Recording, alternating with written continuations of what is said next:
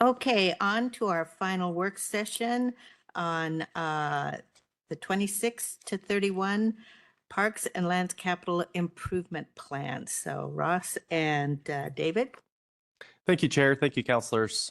Ross Hoover, Parks and Nature Division Manager, joined by David Stipe, Park Planning Development Manager, and also online is Kevin Tyler, our Lands Management Division Manager. So we are here today to talk with you about the 2026 through 31 Parks and Lands Capital Improvement Plan, or CIP. And yes, this is a CIP conversation, but what it really is, to take the jargon out of it, this really represents our investment actions in alignment with our goals, our community desires and needs, and our organizational values.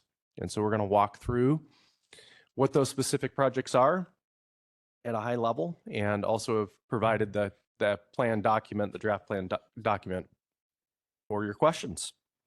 So agenda introductions, obviously.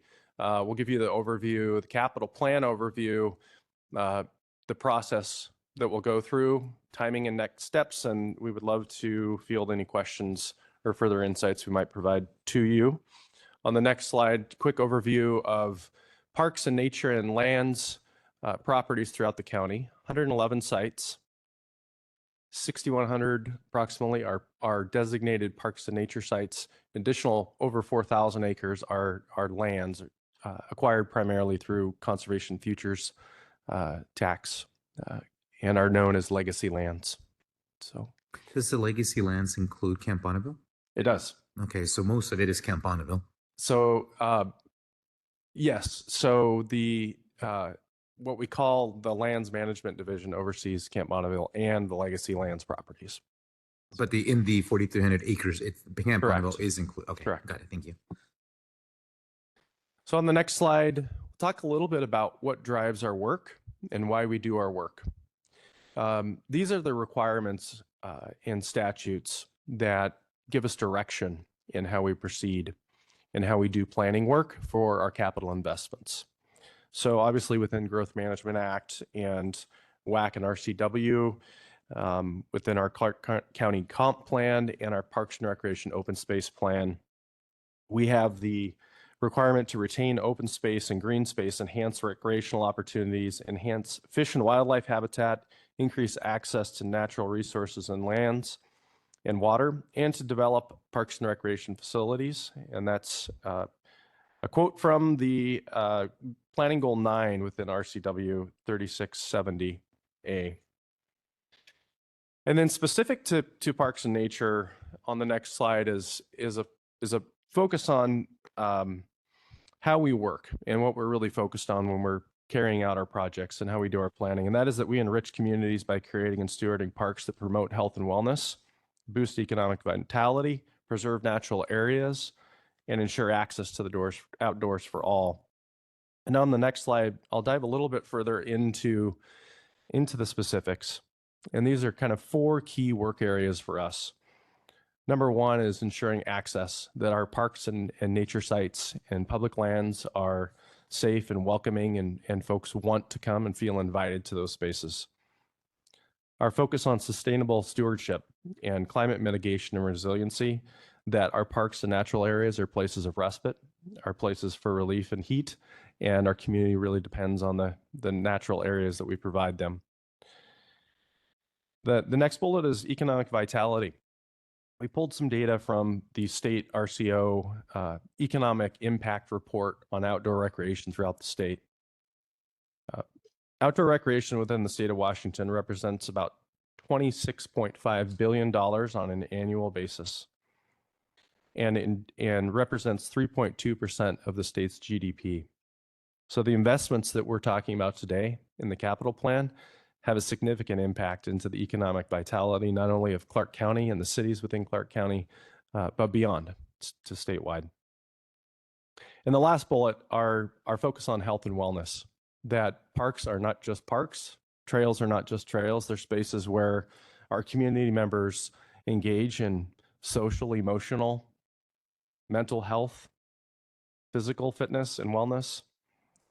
And per that same report, per RCW, state investments in natural areas, open space, lands, and trails represent $390 million annually in health savings statewide. So there's a significant impact that we make through these investments. So I'm going to pass it to David. David's going to walk us through what those specific investments are within this CIP, and we'll answer any questions you have. Thank you, Ross. As Ross mentioned, my name's David Stipe. I'm the Planning and Development Manager for Parks and Nature. Ross mentioned earlier that planning goal number 9 in RCW, and how we accomplish that goal is to develop the Parks, Recreation, and Open Space Plan, which Ross mentioned earlier.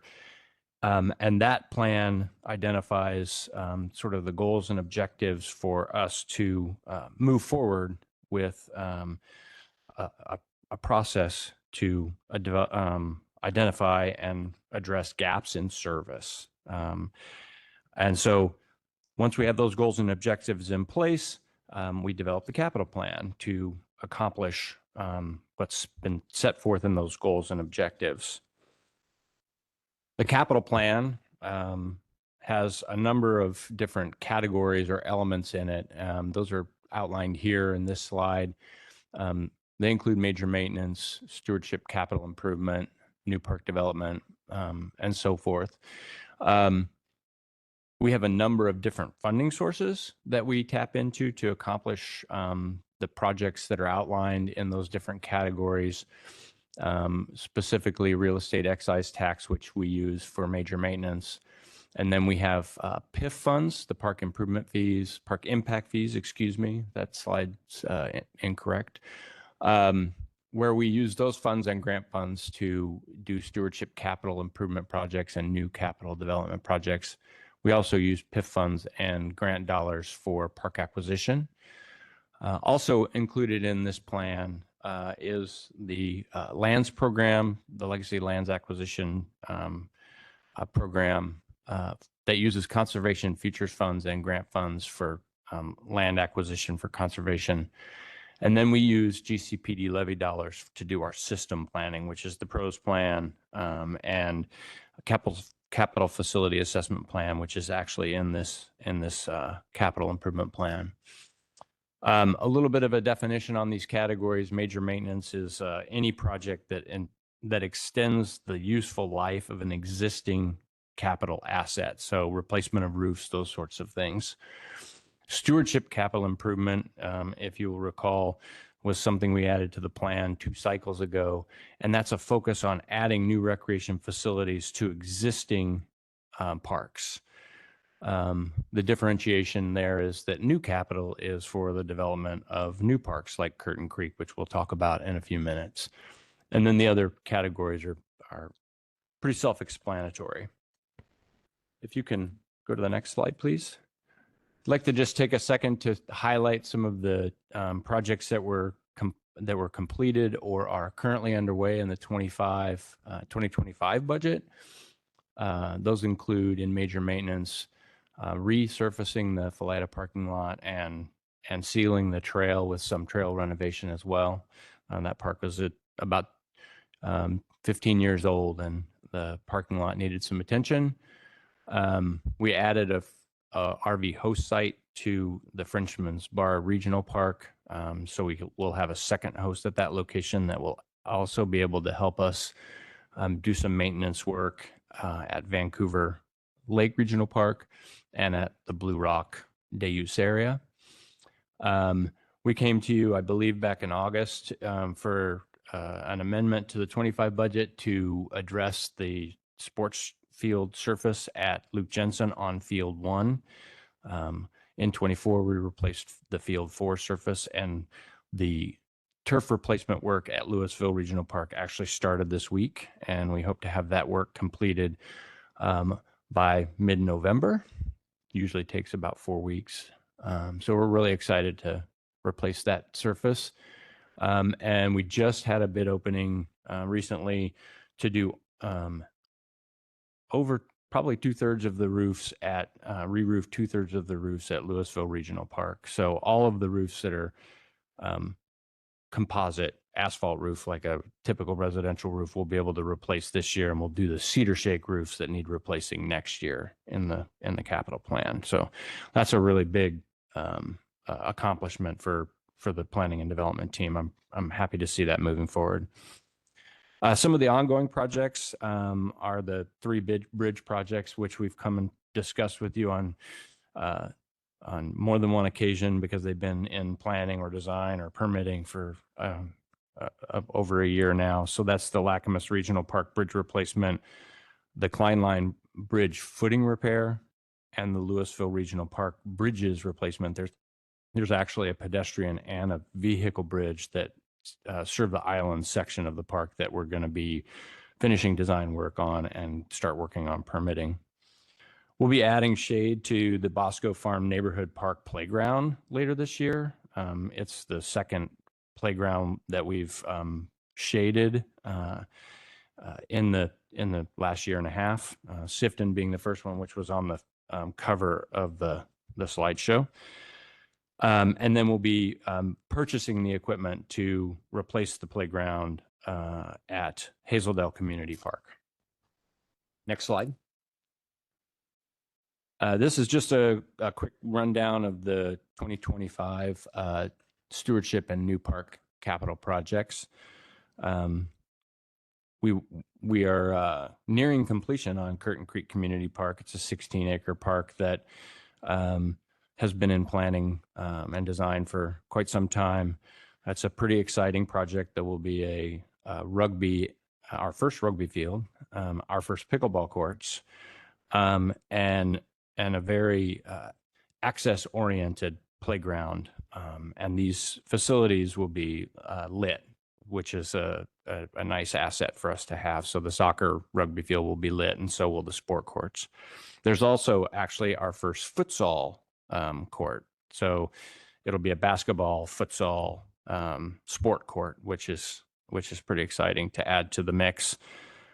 Ongoing projects, Cougar Creek, Woods Community Park frontage improvements. We'll be bidding that next year, but we're finishing the design work with our in-house design team, along with the Foley Orchards property frontage improvements. So we've worked with the transportation folks to identify gaps in pedestrian facilities, even at the properties that we don't currently have on our 6-year horizon for development. And where possible, we work to close those pedestrian gaps to improve pedestrian safety. So those are 2 examples of where we're collaborating with our transportation folks. Orchards Community Park improvements. We recently received a notification that we got a $500,000 grant to make some improvements at Orchards Community Park, which is very exciting. So we have started to do design work and community outreach on that project, and potential improvements there could include another splash pad, water play facility, new playground, a new restroom, which is much needed at that site, and potentially things like disc golf course or pickleball courts. So we have had 1 round of community outreach with the public and had a survey, so we have some idea of what the community would like to see at that park. We continued to finish the drawings for Pacific Community Park improvements, which will include a soccer, softball, sport turf field, and pickleball courts, and a cricket practice pitch, which will be our first cricket practice pitch in the system. And then Heritage Farm public access improvements, which has been ongoing for a year or so. We're working on doing design drawings for that and working on community outreach for that project. David, really quick, under completed or underway, the Harmony Sports Complex, it's been a couple of weeks since I've driven by. Is the parking and circulation completed, or will it be completed soon? Oh, yes. I'm sorry. I sort of glossed over that. Actually, I was out there the other day and they're starting to plant trees. And so the landscaping should be done in the next two or 3 weeks. We're waiting for the signal all of the signal equipment to arrive for the signal at 192nd and 13th, Mhm. which is where the new entrance is to the complex. And once we have that equipment, or the contractor, excuse me, has that equipment, it'll be a couple of weeks to get that signal up and installed and functioning, and then we'll be switching over to that as the primary entrance. So it's been a really fun project to work with Harmony Sports Association, because they have operated the facility while this project is going on, and it's gone remarkably well. So we're excited to see that wrapping up. Awesome. Thank you. Next slide, please. So back to the 26 to 31 capital plan. This slide just represents the funding allocation for 2026. I mentioned earlier that we have a number of different funding sources, and this is just a breakdown. 27% is park impact fees, 22% is REIT 2. And of that, the total for 2026 is just over $18 million in projects in 2026 in the current capital plan. By comparison, 2025 was quite a bit higher because we had both Curtin Creek in there and Harmony Sports Complex in there, which was, those two projects combined were about $10 million. Next slide, please. This is I'll call this a legacy slide. This is a slide that you've seen since I've been presenting the capital plan.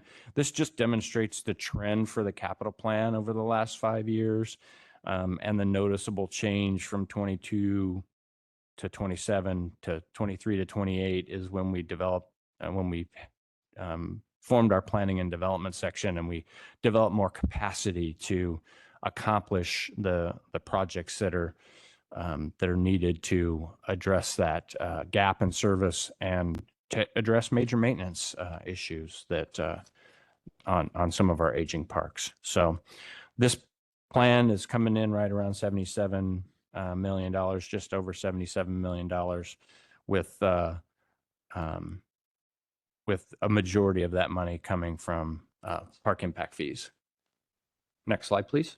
Just a quick question. The timber revenue, is that from thinning of the forest that we own through the Legacy Lands program? So the timber revenue on this slide,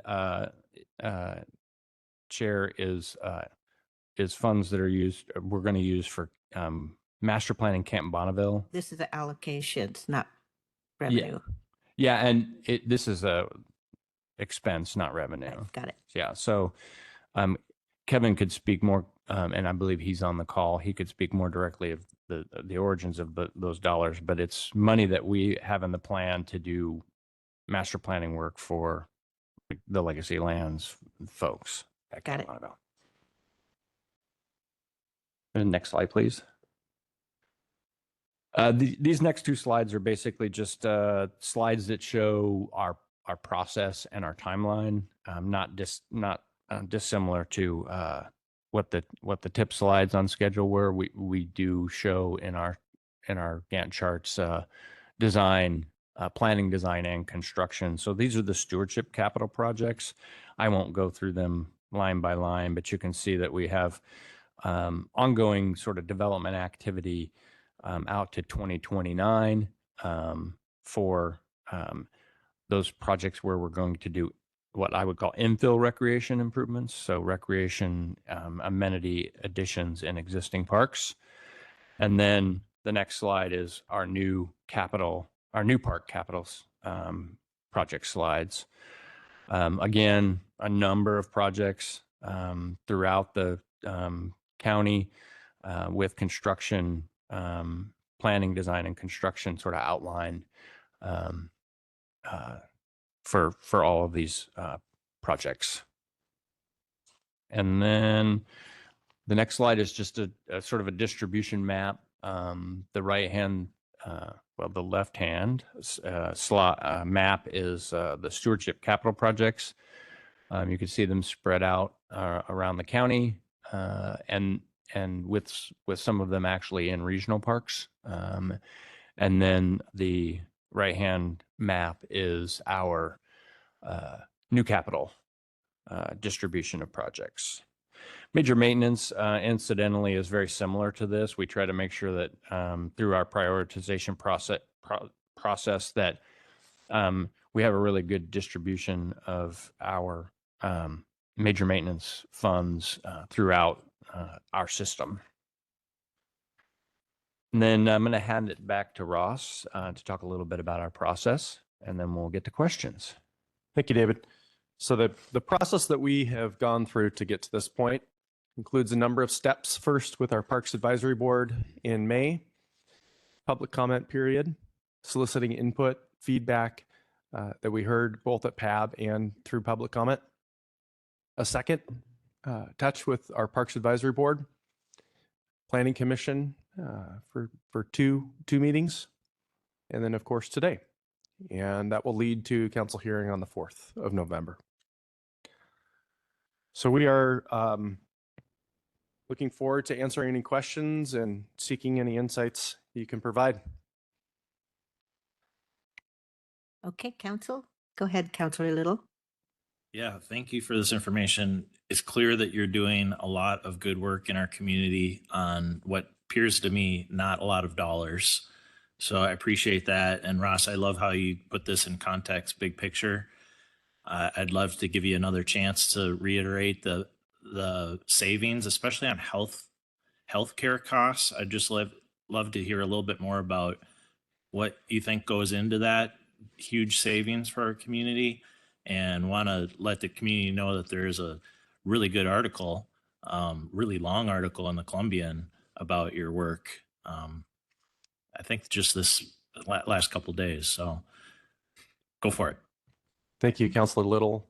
We have, like as I mentioned previously, parks and trails and playgrounds are not just those things. There's much more benefit than appears on the surface.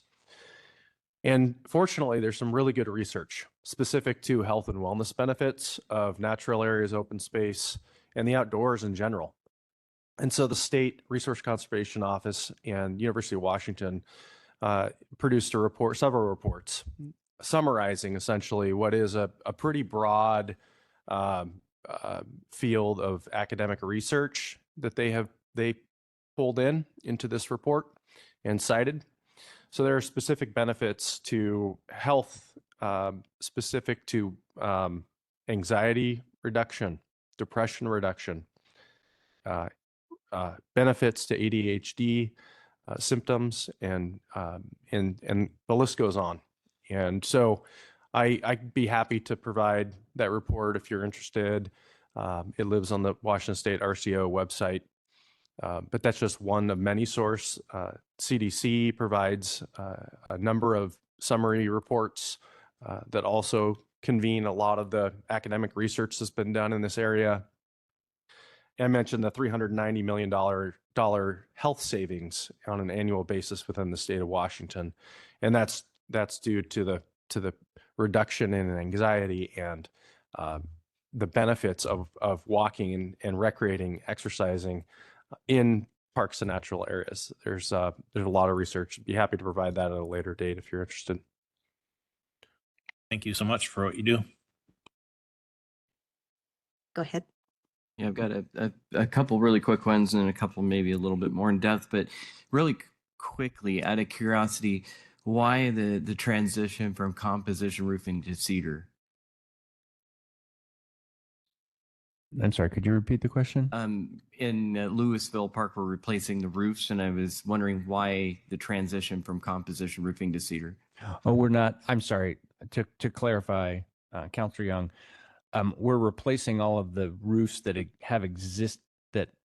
currently have composition shingles on them with composition shingles, and then the cedar shake roofs will be done next year. And the reason being is it's a historic site, and we have to go through historic preservation on the buildings that have the cedar shake. Okay, all right, thank you.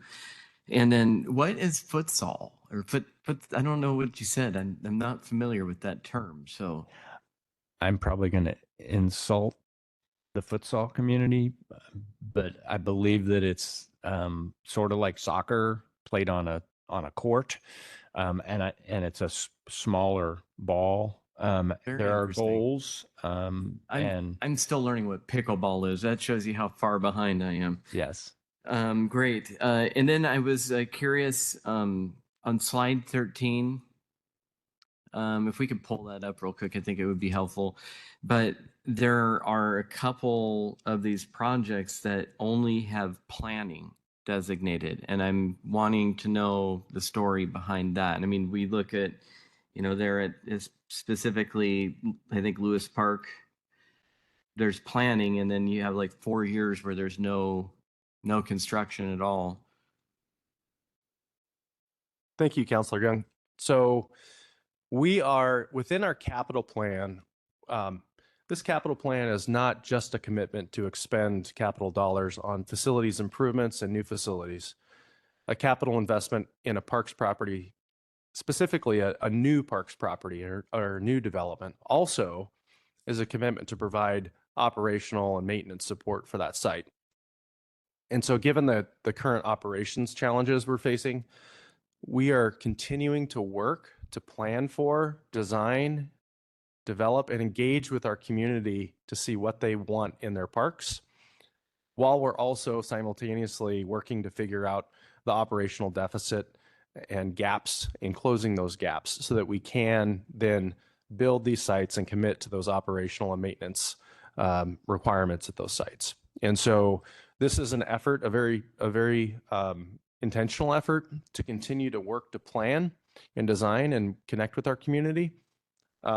Moving forward, the desires that we see in our system, in our park system plan, while also recognizing that we don't currently have the operational maintenance support to actually construct a number of these different sites. Okay. All right. So it's essentially getting ahead of the game, even though we don't have the mechanism to support it eventually. Okay. Very good. And then just my last question, the impact fee discussion that we've had multiple times now, where are we with that? And I mean, is that going to be rolled into this broader, countywide, procedure that we're going through right now, looking at for funding and stuff? Or where does that fall in here?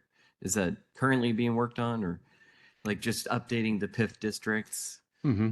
Yeah. So I think included in this capital plan is a really crucial, vital planning document that the state RCO office calls our PROST plan. It's an acronym for Parks, Recreation, Open Space, and Trails Plan.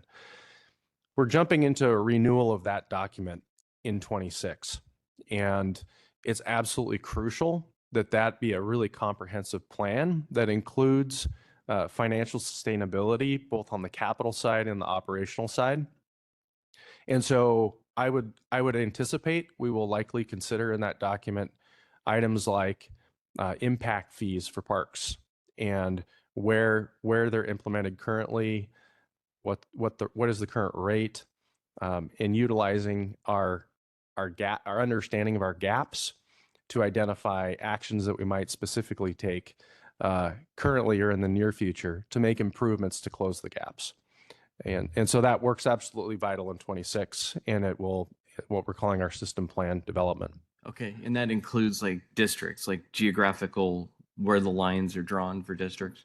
Correct. Yeah, I think that I would assume that would be part of the conversation that we have with community, with council, with our Parks Advisory Board through that process. Okay, Yeah. great. Thank you very much. Councillor Belcott, do you have anything? Yeah, just a comment. I'm so glad that the Philida Park parking lot is repaved. It's greatly appreciated by everyone in our community in District 2. I've gotten lots of feedback on it. It's awesome. Thank you. I just want to add a little bit related to the economic benefit. I know Washington County some years ago did a study of, what attracts businesses to the community, and Washington County is considered the economic engine of the state. And I think livability, natural areas, parks came out like third or fourth among the top 4 elements that are attracting businesses. So it's good to keep that in mind.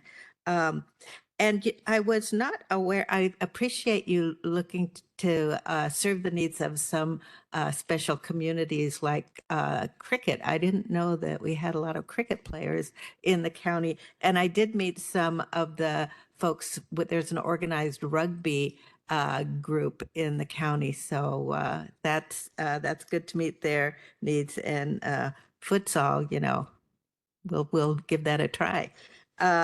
So that's all great. At some point, I would like to better understand, and maybe this is something for Kathleen, the REIT 2 funds and how that's divvied up among the various programs, because it came up with the Clean Water Department too. So I'd like to get a better understanding of that. Yes, we can get that to you ahead of time, but it is part of the budget presentations. We always do 6-year forecasts and the allocation. I'm not looking to change anything. I just want Right. to understand it Yes, better. we certainly do that. And how it can be used. And really, I guess I'm thinking if fees can be, looking at fees in REIT 2 and what's the best balance of all of that. Gosh, I think that's it. Oh, lighting was the other thing with some of the parks that you're developing. Will they be like downward directed light? That's a great question. The sport court lights are fully hooded, so they They do. you can't see the bulb from beyond the property. So it's a very complicated industry, and been studying light pollution and dark sky protection and neighborhood protection for a long time. And so the lights at Curtin Creek are fully hooded, and you won't be able to see them.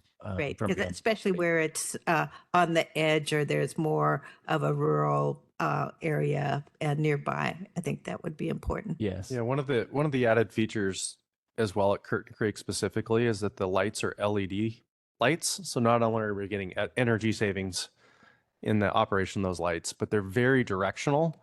And so you can be on the rugby field. I'll challenge anybody listening to this to go on the rugby field when the lights are on and walk off of the field, and you will go from a lit field to almost complete darkness because they're so directional. And so we're implementing and using LED directional lighting in our facilities. And just, I seem to be connecting everything to the comp plan update today. And in that regard, I think as we're developing and looking that things could be more compactly developed, it's very important even just to have a little pocket park or some, if people don't have yards, it's even more important to have some nearby natural area that they can have access to. And I know it's really expensive within the growth boundary, but I think it's a part of what makes that compact development work. So, thanks.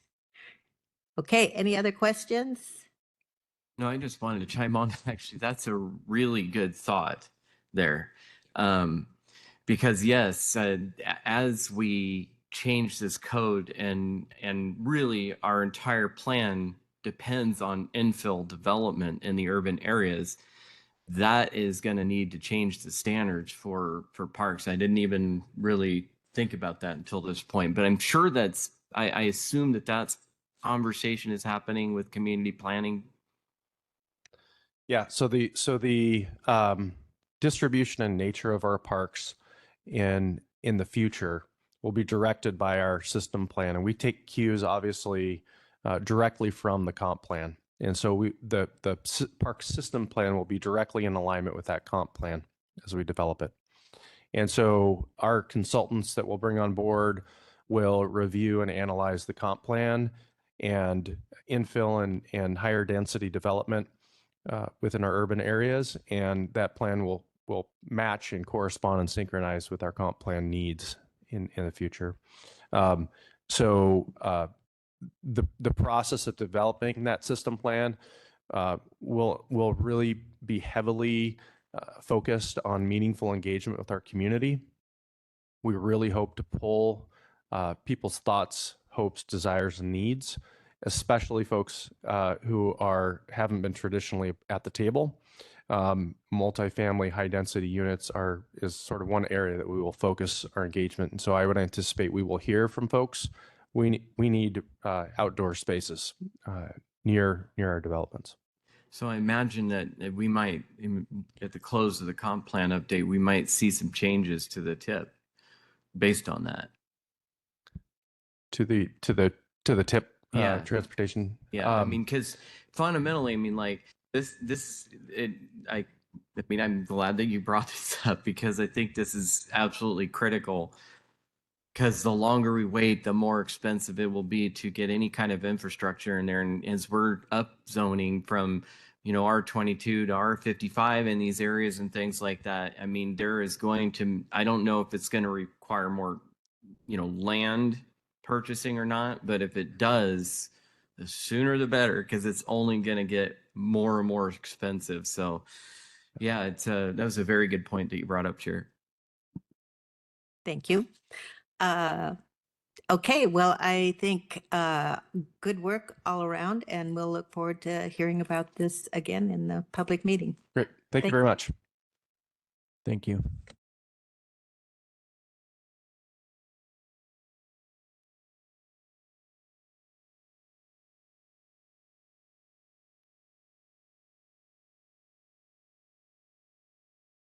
Do I have to adjourn the work session without objection? Thank you.